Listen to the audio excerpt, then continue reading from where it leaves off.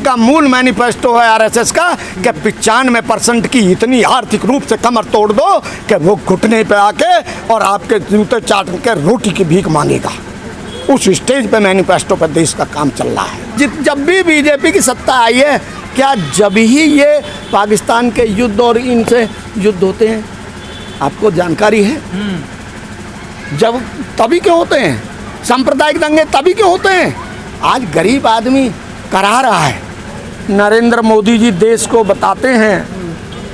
मैं उसमें पूछता हूँ कि किसको रोजगार मिला है, कितनी रोजगार में तरक्की आई है, और अंतर्राष्ट्रीय स्तर पे जो हमारे द्वारा सहयोग में उनको हमने बढ़ाया था, आज वही हमें भला नेपाल हो और चीनी भाई भाई सब लोग व्यवस्था जो है हर तरफ से हम लोग एक जैसे पालतू कुत्ता है उस स्टेज पे आके दू मिलाते हैं अंतर्राष्ट्रीय स्तर पे।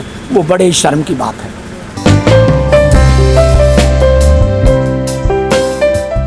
देते हैं कुत्ते की श्रेणी के पाले जाएं, इसकी सलाह देते हैं। देश में बेरोजगारी चरम पर है, छात्र युवा सब परेशान हैं। किस तरह से देखते हैं मौजूदा हालातों को आप? सबसे पहले मैं आप सभी देशवासियों को जय भीम, और आपको भी जय भीम। जी सर। आज जो अर्थव्यवस्था है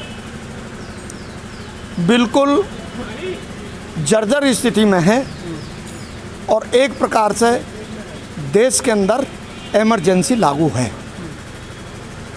किसी को भी भारत के संविधान के अनुसार अपने विचार अभिव्यक्ति की स्वतंत्रता नहीं है, और अगर देश और राष्ट्रहित की कोई बात करता है तो उसको देशद्रोही की संज्ञा दी जाती है। भारतीय संविधान विश्व में सबसे बड़ा अच्छा संविधान है।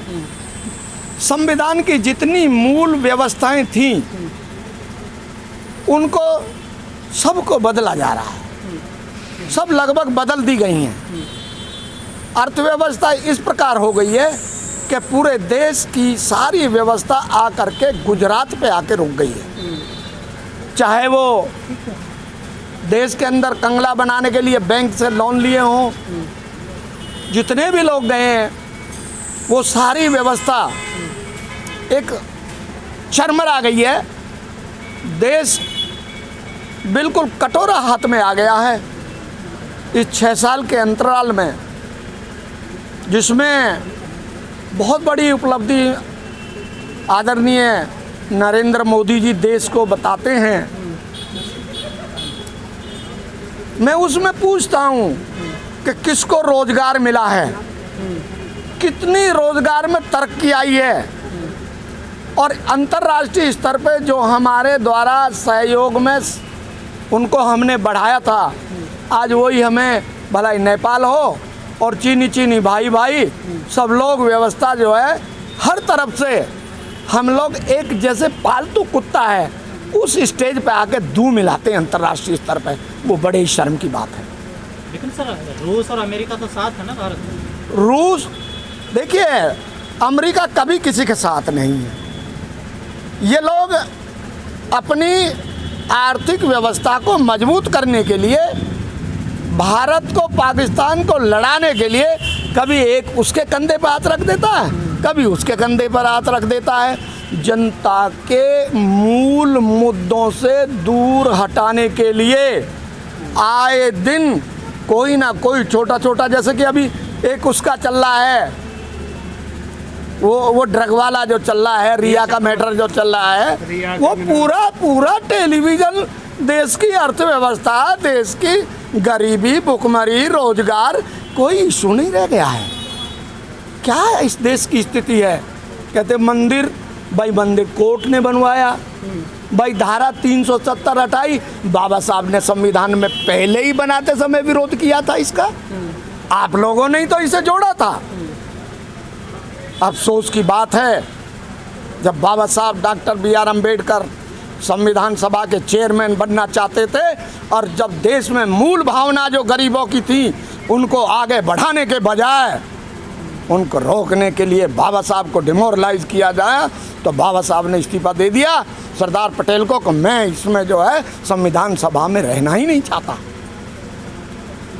और आपने देखा होगा सरदार पटेल कहते हैं कि मैं ऐसा बेवकूफ़ नहीं हूँ जो इस हीरा को आराम से छोड़ दूंगा।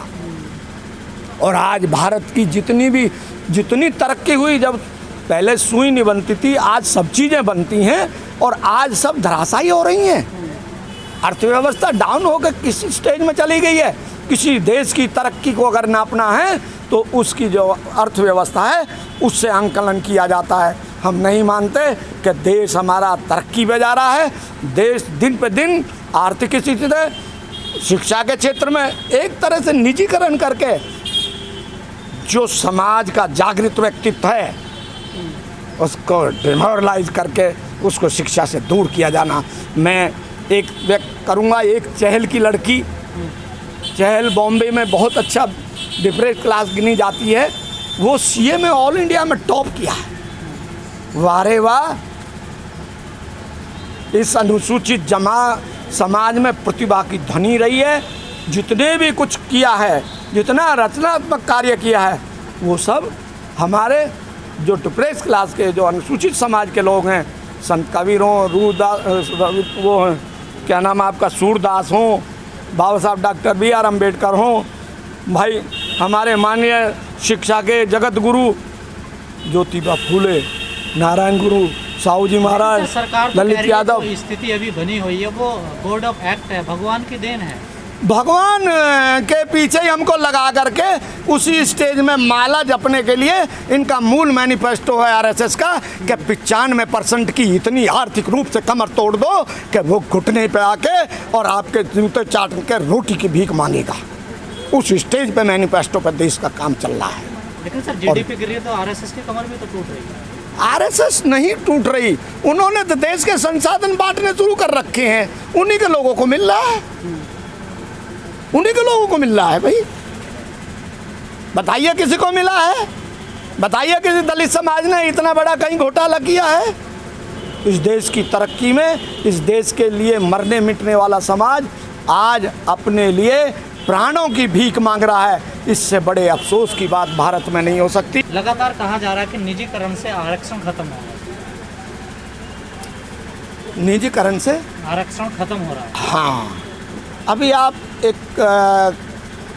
आपने देखा है कि आपने पुनः मुद्दा स्टार्ट कराया है।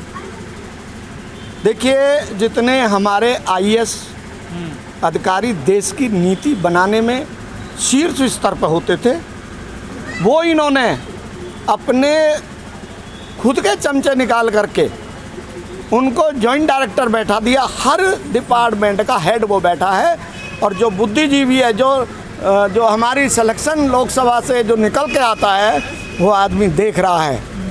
तो आज व्यवस्था परिवर्तन के लिए मैं निवेदन करूंगा कि इस देश के अधिकारी और नौजवान जो आज सड़कों पे आ गया, थाली पीट रहा है, ये दो लोग सत्ता परिवर्तन करेंगे। किसी के हाथ में सत्ता रुकने वाली नहीं है। भारत का संविधान जिंदा है तो ये सत्ता नहीं रुकने वाली। 70 सालों में जो काम नहीं हुआ वो इस सरकार ने काम किया। हाँ, बता तो रहा हूँ, वो किया इन्होंने। 70 साल में नहीं हुआ। वो मंदिर वाला उठाया, 370 वाला बाबा साहब ने विरोध किया था, और अभी तो शांति भी नहीं हुई है। नहीं मानती सरकार के? नहीं, मैं कुछ नहीं मानता इसे। अभी शांति भी नहीं है। कितने पुलवामा हो गए, कितने। मैं ये कहना चाहूँगा कि जब भी बीजेपी की सत्ता आई है, क्या जब ही ये पाकिस्तान के युद्ध और इनसे युद्ध होते हैं? आपको जानकारी है? जब तभी क्यों होते हैं? सांप्रदायिक दंगे तभी क्यों होते हैं? आज गरीब आदमी करा रहा है, कितना परेशान है। लॉ एंड ऑर्डर मेंटेन नहीं हो पा रहा बिल्कुल भी। 1971 में कांग्रेस के साथ भी हुआ ना युद्ध। देखो, युद्ध हुआ था, कांग्रेस ने सम्मान बनाते हुए पाकिस्तान के 2 टुकड़े करके बांग्लादेश बनवा दिया था। वो ताकत थी।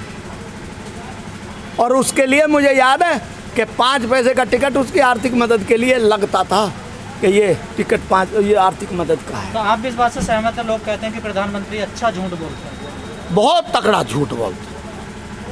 जैसे पहले कभी ये होती, कुछ कहावत थी कि जितना बड़ा खुरापाती उतना बड़ा समाजवादी। इसी तरह से जितना बड़ा झूठा उतना ही बड़ी भाजपावादी। ये मानवतावादी नहीं है, ये व्यक्तिवादी सोच है। लेकिन सर इन सब चीज़ों को लेके अभी बहुजन नेता कोई भी आवाज़ नहीं उठा रहा है। देखिए सबके कॉलर भी गंदे हैं और डर भी लगता है। हम तो ब्याज वाले आदमी, हमारा क्या है, हम तो तैयार हैं।